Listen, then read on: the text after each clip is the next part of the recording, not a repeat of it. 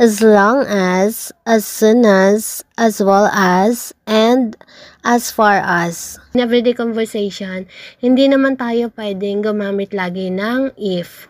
Yung on the condition that, guys, ito, hindi naman to gamitin. Ayan, minsan lang gamitin to. Pero yung as long as, ayan, gamitin yan in everyday conversation. And another use of as long as is to indicate duration. Tingnan natin yung sample natin, guys, ha. I'll help you as long as I live. Sa Tagalog ay, tutulungan kita hanggat nabubuhay ako. Ayan, yung as soon as, pwede nating ipangtumbas yung agad. Pwede ring sa oras na. Okay?